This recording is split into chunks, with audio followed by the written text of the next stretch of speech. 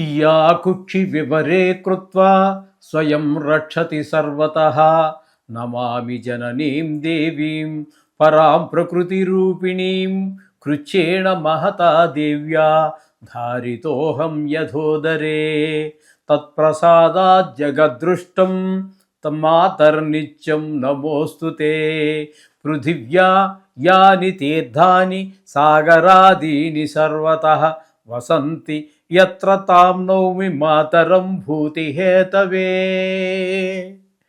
మాతృదేవో భవ పితృదేవో భవ. సింహరాశి వారికి ఫిబ్రవరి నెల 2026 సంవత్సరంలో గోచార ఫలితాలు ఏ విధంగా ఉంటాయో తెలుసుకునేటటువంటి ప్రయత్నం చేద్దాము. సింహరాశి వారికి జన్మంలోనే కేతువు, జన్మంలో కేతు గ్రహం గోచార రీత్యా కాదని జాతక రీత్యా కూడా, గోచార రీత్యా జాతక రీత్యా అయితే కొన్ని శుభ ఫలితాలు ఉన్నప్పటికీ కూడా గోచార రీత్యా మాత్రం ఏ విధమైన శుభ ఫలితాలు ఇవ్వజాలడండి. కొంచెం చెడు వైపు ఎక్కువగా ఆకర్షితులు అవటం, చెడు పనుల మీద ఎక్కువ ఆసక్తి చూపటం, ఇట్లాంటి ఫలితాలన్నీ కూడా కొంచెం ఎక్కువగా ఇస్తూ ఉంటాడు. ఇకపోతే ఈ సింహరాశి వారికి షష్టమ స్థానం 6వ స్థానం అయినటువంటి మకరంలో 4 గ్రహాల యొక్క సంచారం జరుగుతోంది. శుక్ర, రవి, కుజ, బుధ. ఇవి కొద్ది రోజుల పాటు 6వ స్థానంలో ఉండి తదుపరి సంక్రమణం చెంది 7వ స్థానం అయినటువంటి కుంభంలో ప్రవేశిస్తూ ఉన్నాయి. ఇవే గ్రహాలు శుక్ర, రవి, కుజ, బుధ. ఆ 4 కాకుండా అంతకుముందు నుంచి కూడా రాహుగ్రహం అక్కడే కూర్చుని ఉన్నారు. ఈ 7వ స్థానం అయినటువంటి కుంభంలోనే ఆయన ఇచ్చే ఫలితాలు కూడా మనం ఒక్కొక్క గ్రహాన్ని గురించి వివరంగా చెప్పుకుందాము. ఈ 6వ స్థానంలో ఉన్నటువంటి ఈ బుధగ్రహం 3 రోజుల పాటు ఇక్కడ ఉంటున్నారు. ఈ 3 రోజుల తర్వాత ఆ 6వ స్థానంలో ఉన్నటువంటి 3 రోజులు ఆరోగ్యాన్ని బాగుంటుంది, అప్పులుంటే తీర్చేయగలుగుతాం, అప్పు కావాలంటే లభిస్తుంది, అంటే మొత్తం మీద ధనానికి లోటు లేని పరిస్థితి కనిపిస్తుంది. తదుపరి ఇదే బుధుడు 25 రోజుల పాటు 7వ స్థానంలో సంచారం చేస్తున్నారు.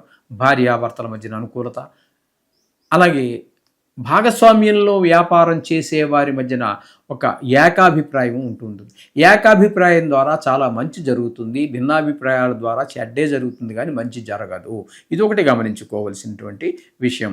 ఇకపోతే కుజుని యొక్క సంచారం 23 రోజుల పాటు 6వ స్థానంలో జరుగుతున్నది. ఈ 23 రోజులు కూడా 6వ స్థానంలో ఉండడం ద్వారా ఆయన కూడా ఆరోగ్యాన్ని ప్రసాదిస్తారు, మీకు అప్పులకి ధనానికి లోటు లేకుండా చేస్తారు. ఈ విధమైనటువంటి ఫలితాలన్నీ కూడా మనకి శుభప్రదమైన ఫలితాలని కుజుడు అందజేస్తున్నారు. తదుపరి ఇదే కుజుడు 5 రోజుల పాటు 7వ స్థానమైనటువంటి కుంభంలో ప్రవేశించి భార్యాభర్తల మధ్యన కొంచెం చికాకులు, జాయింట్ వ్యాపారస్తుల మధ్యన కూడా అభిప్రాయ భేదాలు ఏర్పరుస్తూ ఉన్నారు కుజుడు కూడా. అందుచేత ఇక రవి యొక్క సంచారం తీసుకున్నట్టయితే 13 రోజుల పాటు మీకు మకరంలో ఉన్నారు. ఈ 6వ స్థానంలో అవటం మూలంగా ఆయన 6వ స్థానంలో ఉన్నప్పుడు ఆయన ఆరోగ్యాన్ని ప్రసాదిస్తారు, డబ్బులకి లోటు రానివ్వరు. ఆ ప్రకారం అప్పు తీర్చవలసి ఉంటే తీర్చగలుగుతారు, అప్పు కోసం ప్రయత్నిస్తే అప్పు పుడుతుంది, అంటే ధనానికి లోటు లేకుండా రవి భగవానుడు కూడా చూస్తూ ఉన్నాడు. ఇక తదుపరి 15 రోజులు 8వ స్థానంలో ప్రవేశిస్తున్నారు. అక్కడ మాత్రం కొంచెం పెద్ద దుఃఖాన్ని కలిగిస్తారు, ధన నష్టం, కలహం, అలాగే అవమానాలు, పరాభవాలు కలిగిస్తూ ఉంటారు. అయితే ఇక శుక్రగ్రహం తీసుకున్నట్టయితే 6వ స్థానంలో 5 రోజుల పాటు సంచారం, తదుపరి 7వ స్థానంలో మిగతా అన్ని రోజులు కూడా 23 రోజుల పాటు అక్కడ సంచారం చేస్తారు. ఈ శని భగవానుడు పూర్తిగా సింహరాశి వారికి 6, 7 స్థానాలలో పూర్తి వ్యతిరేక ఫలితాలే ఇస్తూ ఉన్నారు.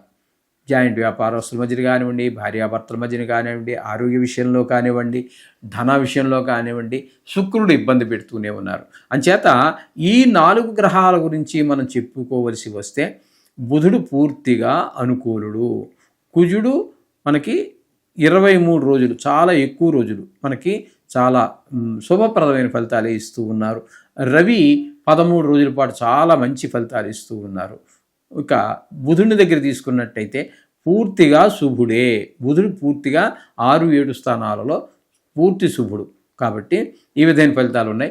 అదేవిధంగా 7వ స్థానంలో రాహు కూడా భార్యాభర్తల మధ్యన కొంచెం పొరపచ్చాలు వచ్చే అవకాశము, అలాగే జాయింట్ వ్యాపారస్తుల మధ్యన కూడా కొన్ని భిన్నాభిప్రాయాలు ఏర్పరుస్తూ ఉన్నారు. ఇకపోతే 8వ స్థానంలో శని భగవాన్ యొక్క సంచారం కొంచెం కష్టంగానే అనిపిస్తూ ఉంటుంది. మనకి ఆప్తులో, బంధువులు, చుట్టాలో, మిత్రులు ఎవరో కొంచెం పెద్ద చనిపోవటం కానీ, లేదా పెద్ద వారికి ఇంచుమించుగా అదే పరిస్థితిలో కష్టం రావటం, తద్వారా మనం పెద్ద దుఃఖం పొందటం అలా ఉంటుంది. ధన నష్టం జరుగుతుంది. హఠాత్తుగా ధన నష్టం జరగటం, కలహాలు, ఎవరితో అప్పటిదాకా మిత్రుడిగా ఉన్నవాడితో కూడా మనకి కొంచెం కలహాలు వచ్చేటట్టు అవకాశం ఉంటుంది.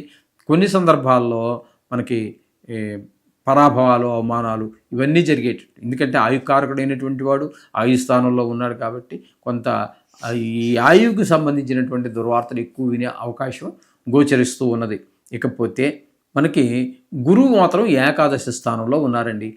ఏకాదశి స్థానంలో ఏ గ్రహం ఉన్నా కూడా యోగామే. అంతే కాబట్టి లాభస్థానంలో ఉన్నారు కాబట్టి ధనానికి ఆయన లోటు లేకుండా చేస్తూ ఉంటారు.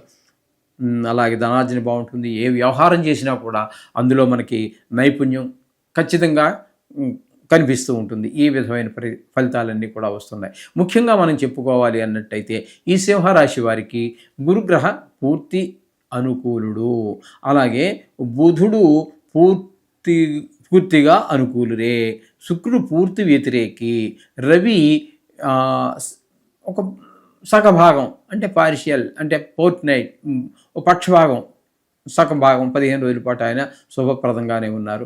ఈ విధమైనటువంటి కుజుడు కూడా మనకి ఈ 23 రోజుల పాటు చాలా అనుకూలమైన పరిస్థితిలో ఉన్నారు. కాబట్టి ఇంచుమించుగా చాలా వరకు శుభాశుభ ఫలితాలుగానే ఈ సింహరాశి వారికి ఉంటుంది. ఇంకా చెప్పాలి అన్నట్టయితే కొంత మంచిగానే ఉంటుందని కూడా చెప్పుకోవచ్చు. ఎక్కువ గ్రహాలు అనుకూలతుంది కాబట్టి, కొన్ని గ్రహాలు ప్రతికూలత ఉంటుంది, అది సహజము. ఖచ్చితంగా మనం ప్రతి నిత్యము కూడా 2 నిమిషాల పాటు నవగ్రహాలకు కేటాయించండి. దానితో పాటుగా ఈ నెలలో వచ్చేటటువంటి మహాశివరాత్రిని మీరు 15వ తారీఖున వచ్చే మహాశివరాత్రిని సద్వినియోగపరుచుకున్నట్టయితే అన్ని గ్రహాలు అంటే ఉన్నవి 9 గ్రహాలు, 9 గ్రహాల యొక్క అనుకూలత మీకు ఏర్పడి చాలా నెలంతా కూడా శుభప్రదంగా జరుగుతుందన్నలో ఎటువంటి సందేహం లేదు. శుభం భూయాత్.